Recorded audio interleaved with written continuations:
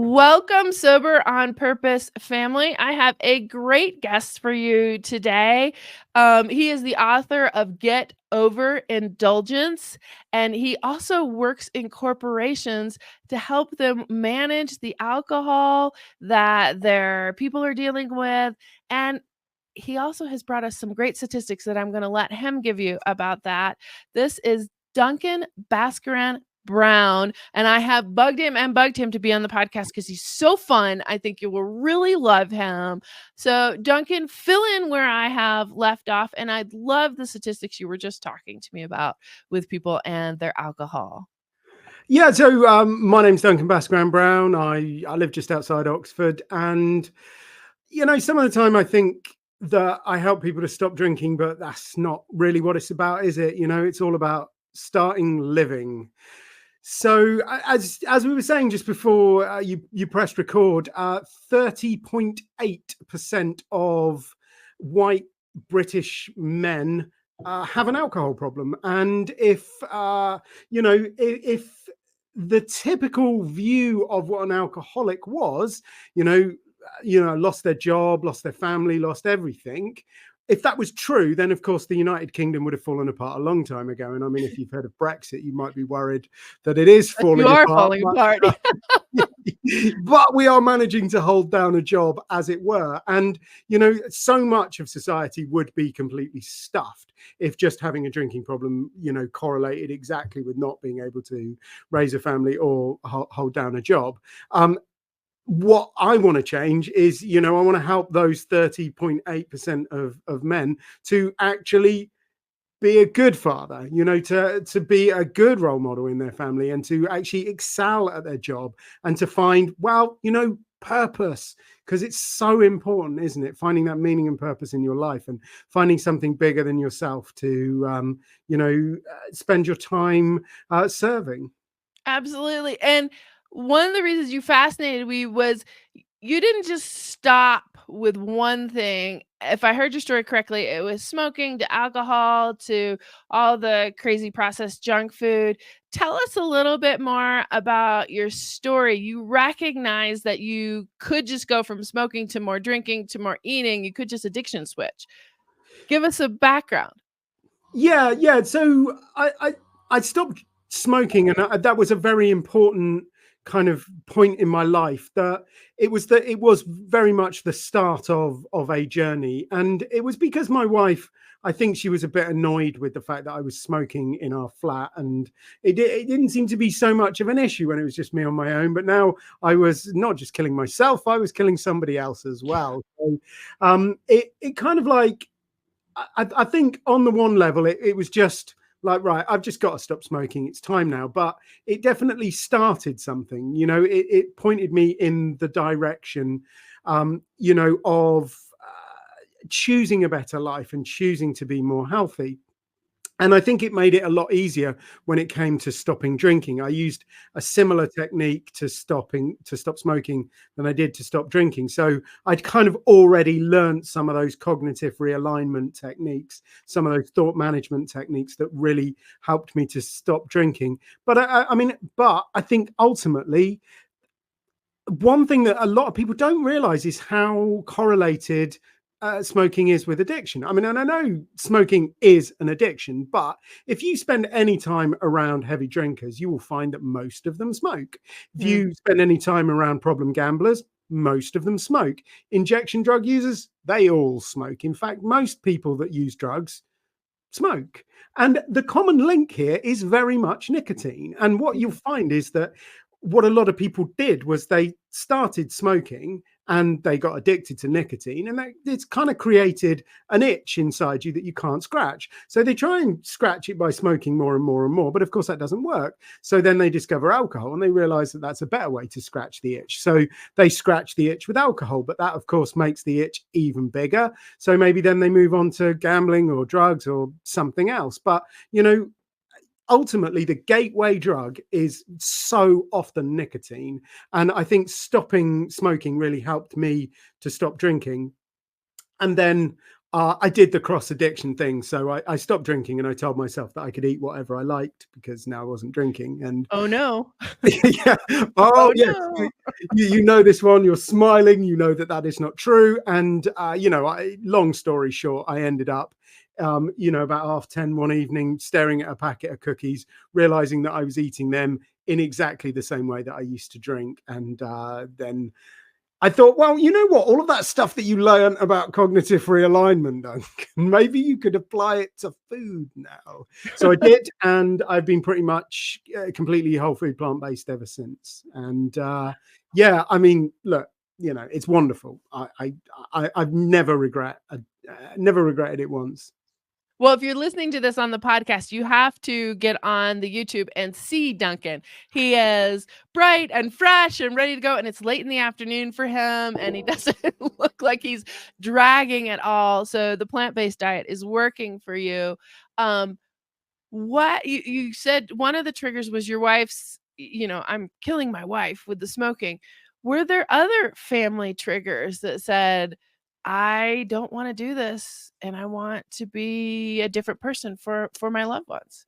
Yeah. So the thing that really got me to stop drinking was, like, my wife and I, we'd become quite adult. We had jobs, and we had a flat, and we kept it sort of clean, and we were like sophisticated and everything. And we thought, well, you might as well do the most adulty thing that you can. So we decided we were going to start a family. And well, that was quite good fun. I mean, the trying bit was quite good fun anyway. Of course. Yeah. And then, she got pregnant, and we defaulted into that, that like really stupid, naive new parent thing, Oh, yeah. just like smiling all the time, optimistic, isn't it going to be wonderful? And it was, until she had a miscarriage. Oh, no. Yeah, and then it just fell apart. And I mean, that was so hard for her, emotionally, mentally, physically. But what made it a lot worse was I just wasn't there for her. Mm. My default reaction to stress, to difficult emotions, to the hard times was always to just isolate myself and drink. And so I just poured myself into a bottle of wine and Mm. left it to it. And I do regret that quite a lot now. But what it did, I think, was it did bring a lot of things to the surface, and it brought a lot of things to the head. And I'd love to tell you that I had this kind of like 4 a.m. moment, staring into the mirror, the lighting's all moody, but honestly, I don't think those ever really happen. What I did was, for a couple of months, I just wrestled with questions.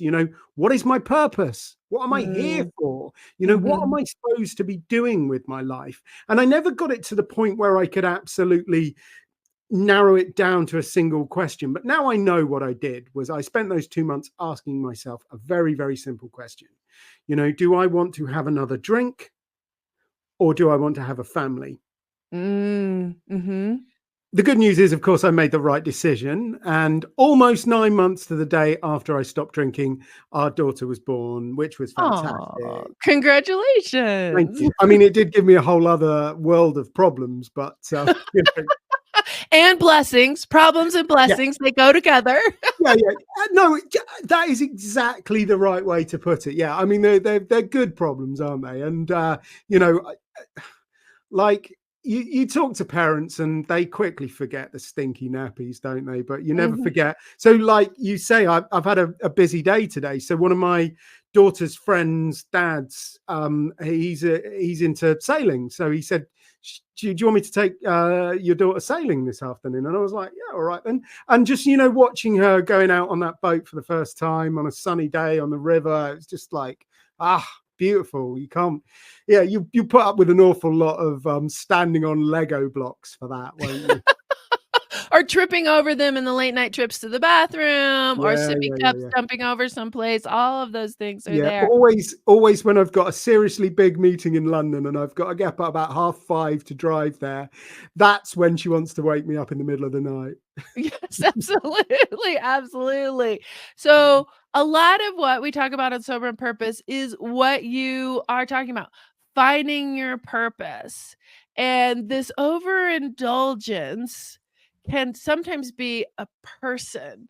How would your techniques work with, I need you to be okay so that I'm okay, because I don't feel okay unless you're okay. So it becomes my job to make you okay. So that person who is supporting the person who's struggling with addiction, man, enabling, overhelp, all those things that are going on. How would what you do dovetail, since you've gone through at least 3 iterations of this? Yeah, I mean, first off, my heart goes out to anybody dealing with that, because I know it's not exactly the same thing, but my wife got quite ill after our daughter was born. So she's always had issues with her mental health. And I'm sure your listeners are aware that, pregnancy is something that can have a really, really big effect on women who have mental health problems. And um, yeah, so she got very ill when Leela was when my daughter was quite young, and that was very hard. And I found myself in a position where I was sort of like, well, I've got to try and help you, but I've got to also look after myself enough, and I've got to look after our daughter. And I was very conflicted between those three things. So I sort of, I've got a little taste about how difficult it can be, and how sometimes you have to kind of like think about it and face the facts that maybe they're not going to get better. And if they're not going to get better, it's like, what am I going to do about that? So I understand how hard it is. The things that I always work on with people are primarily around their beliefs. That's always the point that we start at. So in terms of alcohol, people have a lot of beliefs around alcohol. Even people that don't drink have a lot of beliefs around alcohol. So most people will believe that alcohol helps you deal with stress, for example, that it helps you socialize. A lot of guys think it makes them tough. A lot of women think it makes them look sophisticated and beautiful and things like that. So we've all got these beliefs around alcohol. So the first thing I do with people is we try and identify them, and we try and make them explicit, because the beliefs, they really do underpin your actions. But we so rarely do we ever kind of question them or think about them or bring them into the light. So the first thing to do is to identify them and start to question them. And those questions are going to look like things like, well, is it true? I mean, does alcohol genuinely help you deal with stress? Or in fact, has alcohol become the number one stress in your life? There's the question, right? Yeah. Has it become the stress because you've got nagging wife, you're not showing up for football games, you're not doing these things? What really is happening? Yeah, absolutely. And a lot of people drink because they have problems, and then end up having problems because they drink. And it's yeah. So absolutely, we start off by asking if they're true, but we also ask if they're serving you, if they're helping you move forward. And that process, while I primarily apply it to behaviors like drinking and smoking, I've certainly used it in my own life to apply to other things that I believe around money and around relationships in particular. So I think it is a really good starting point. Why do you believe that this relationship is giving you whatever you believe it's giving you? Bring it out into the open and question it. Ask whether it's true, and ask whether it's helping you become the kind of person that you want to be. Is it helping you live a purposeful life? So that, I think, that kind of belief identification and questioning, that whole kind of, that main section of cognitive realignment, I think, can be very useful in terms of relationships. I find it is generally easier if you've got somebody there who can sort of point you in the right direction, and help with the archaeology of it all, and dig down into the beliefs. Somebody who's got a little bit of objectivity can certainly do that, but it doesn't have to be that way. There are some amazing self-coaching exercises out there that you can use to kind of dig into your own self-limiting beliefs. I see the pairing really well. So you could be standing there with a cigarette going, why am I really doing this? And what is this bringing to me? And who am I when I do this? Just the same as if I'm nagging, complaining, constantly in this self-pity, even anger mode, why am I doing this? Who is the person that I am when I'm doing this? And it's like Jocko Willink, who is one of our military people, said, I can't solve the problem unless I take full responsibility for the problem. So how do you help people take responsibility not for the outside, but for themselves? Yeah, I mean, ownership is such an important thing, and I think that's one of the things that I see develop in the people that I work with, as you know, they get away from alcohol and they start to live their lives. You know, the things that we start to see develop are self-awareness. That's so important, but honesty. And I think the two kind of go hand in hand. And with a bit of self-awareness and a bit of honesty, you can't help but sort of start to understand what is your responsibility and what is your part in what has happened and what you could have changed. And then if you combine that with a bit of honesty, then you have to stand up and face it. So yeah, I think certainly for me, I spent 20 years trying to run away from responsibility, and it's very much part of that drinking mindset, is that, you know, I drink because you are mean to me. And it's like, therefore the drinking is your fault, it's not my fault. But with that little bit of self-awareness and that little bit of honesty, you can start to see that the only bit that I really have control over is the drinking bit. I don't have control over your behavior, but I have control over my reaction to your behavior. And that is beautiful and terrible, isn't it? Because that is freedom, that is power, but it is also responsibility. I love that you brought that out. I drink because you're mean to me. And then I would say, well, I'm mean to you because you're drinking. So both of us are looking at the other one going, man, if you would just fix yourself, I would be okay. Right? Yeah. And look, there's another technique that I teach called the tactical change system, which I think can really help with things like that. And funnily enough, I was thinking about it just this morning. So the idea behind the tactical change system is that there are various triggers in life. There are various things that make us act in a certain way. So if you're a smoker, you know, once every 45 minutes, your body's going to go nicotine, and you're probably going to have a cigarette, aren't you? That's a trigger followed by an action. The trigger is physical, becomes mental. You know, it starts as a physical reaction, but it becomes a thought, and then the action is obviously having a cigarette. So part of what I do with people is teach them to interrupt, you know, to get between that trigger and that action. And yes, you can do it with drinking and smoking and taking drugs and eating junk food and doom scrolling and watching pornography and online gaming, whatever you like. But actually, I think, you know, you can use it to enhance your relationship. So he now enhances his relationship by being quite rude about his wife. So my wife is a bit messy. My wife has this dilemma in life that she wants to live in a clean place, but she doesn't want to do any tidying up. So I quite regularly find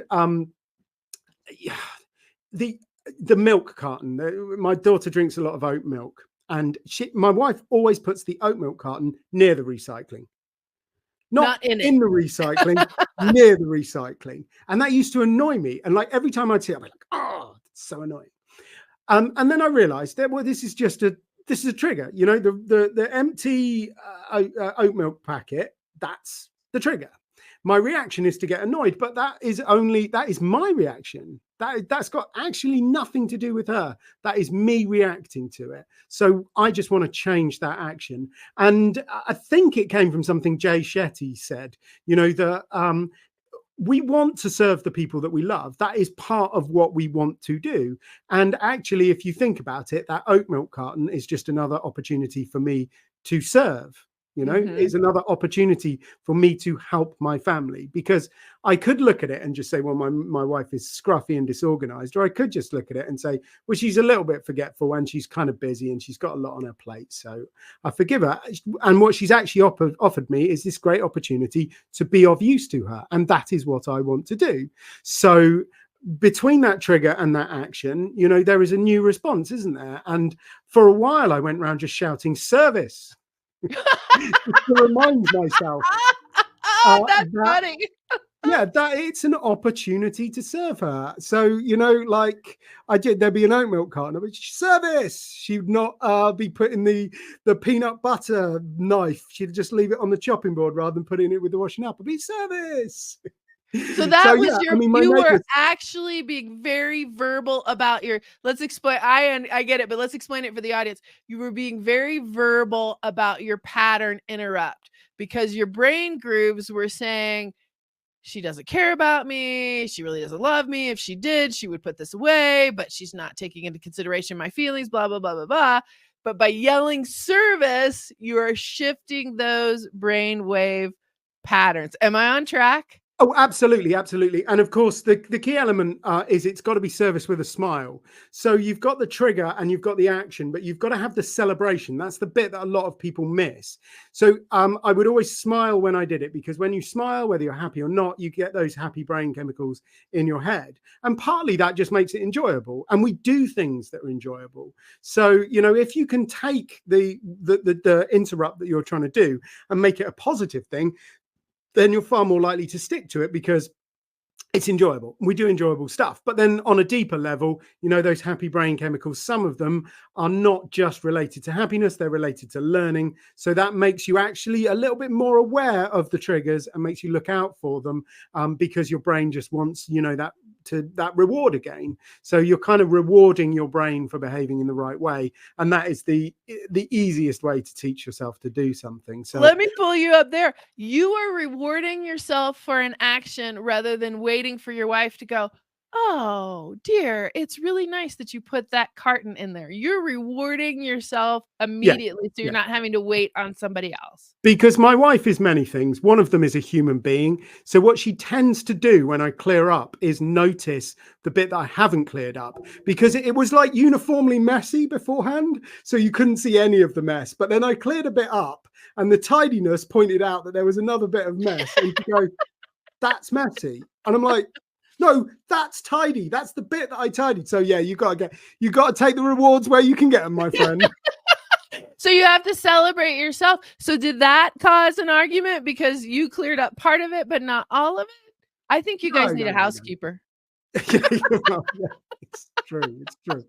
No, it never really causes an argument. It's because it's something that I know she has a tendency to do, because I think that's a very human thing to do. To you paint one wall, you notice how scruffy the other wall is. It's just it's just absolutely natural. So absolutely it doesn't cause arguments. Maybe it did the first time, but I love the pattern interrupt. So if I'm coming in and husband always seems to be late, not showing up for dinner, and it frustrates me, if I was your client, what would you suggest as my pattern interrupt for that?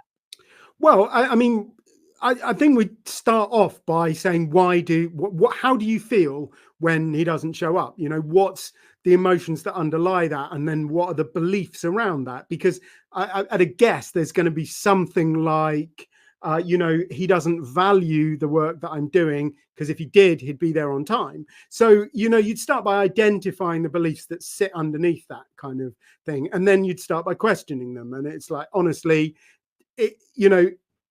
does he not come to dinner because he doesn't value what you do, or does he not come to dinner because he works hard? It's probably, or if you're loving someone with addiction, is because he's out with his addiction, right? okay, And he's out with his addiction.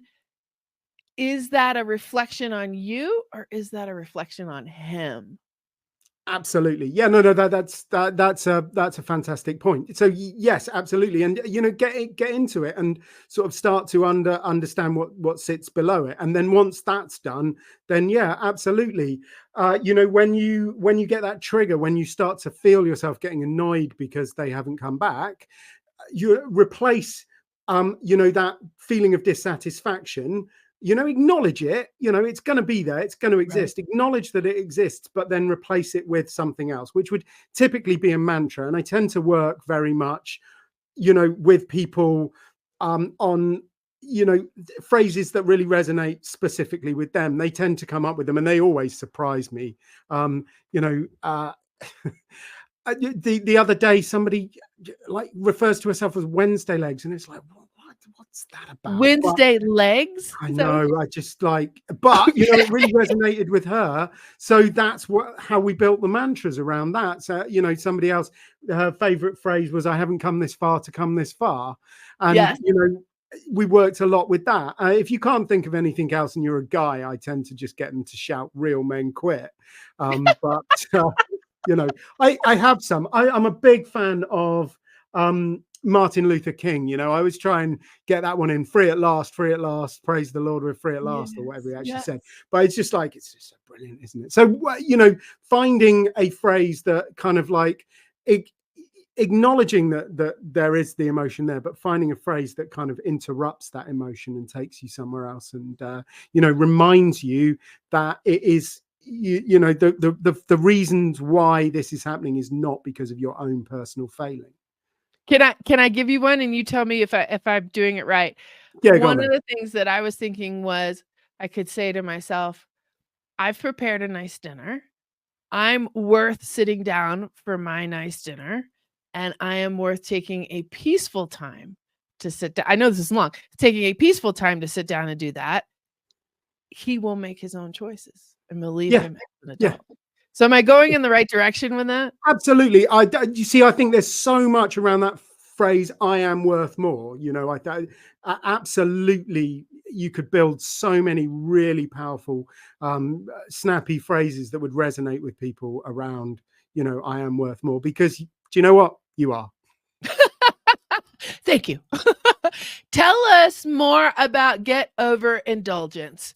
What is the premise? And they can grab this online. It'll download into your Kindle. It's a fantastic opportunity. Tell us a little bit more about it. Yeah. I mean, obviously you can download it from Amazon into your Kindle, but if you just go to getover.uk, that's getover.uk, then you can download it for free. That is my gift to you. So it's kind of my journey. But what I wanted to do was make it kind of entertaining and readable and funny and short. It is quite all short. Good things. Yeah, absolutely. Because I thoroughly believe that the only books that really help you are the ones that you actually read. And I love it that I get people will tell me they read it in an afternoon, and that just makes me so happy. So yeah, it's my journey from drinking, smoking, eating junk food into happiness, joy, peace, health, prosperity, all of that. I don't want to ruin it. I just want you to think of it as a nice little story, but there is a little bit of a message, and there is a little bit of learning about how I did it and the kind of things that I did to help me get free. And there is enough in there to definitely point you in the right direction to make some changes in your life. But it's not it's not boring. It's not like educational. It's mostly just fun, honest. Well, and I'll put one more plug in for reading it in an afternoon. If you download it to your Kindle and you have an Alexa will read it for you. A lot of people don't know that. It'll do an audible. It won't be Duncan's beautiful accent, but it will be an audible book. Well, actually, at getover.uk, you can download the audiobook there, and that is nice. Beautiful voice. I did a few silly voices for it, and I'm not sure they entirely worked, so I'll apologize for that now. But no, absolutely, listen to it. I listen to a huge amount of audiobooks. Big fan of yes, absolutely. So one of the reasons I really enjoyed all your other podcasts was you brought this message of you can quit and be miserable or switch to another addiction, or you can quit and bring in a full life. So as we're wrapping up, talk about your philosophy of this full life that you get to bring in when you make these choices. Yeah, so I think it sort of starts with the first step, and I think even realizing that you have a problem is a first step, and that's enormously important. And I think people should recognize, if they've identified the problem, if that's all they've done, they've still made quite a lot of progress, because you cannot solve a problem you have not identified. So if you've identified it, great job. That was the first step. The good news / bad news is that you have to keep on moving, though, don't you? You have to keep putting one foot in front of the other. And so long as you consistently do that over time, you will get further and further away from your problem. And I think my experience and the experience of many people I've worked with and many, many people I know throughout the sober community is, we walk and we just walk a little bit every day. We're not like climbing Everest or anything. We're just walking. And because we've kept walking and time has passed, we end up being so far from where we once were that the idea of going back just seems ridiculous. And anyone can do that. I mean, it's literally is possible for anybody because, everybody has inside them everything that they need to live a wonderful, fulfilling, happy, purposeful life, and I think that's the one thing I'd love to leave your listeners with. You are enough. You don't need alcohol, you don't need cigarettes, you don't need junk food, you don't need appalling relationships. You are enough. You have absolutely everything inside you to live a great, fantastic, purposeful life. So go out there and do it. And if I can help you, I'd be honored to. Well said, Duncan. We will have all your links below. Thank you so much for joining us on Sober on Purpose today. It's my pleasure. And, keep up the good work yourself. Keep putting the messages and the positivity out there.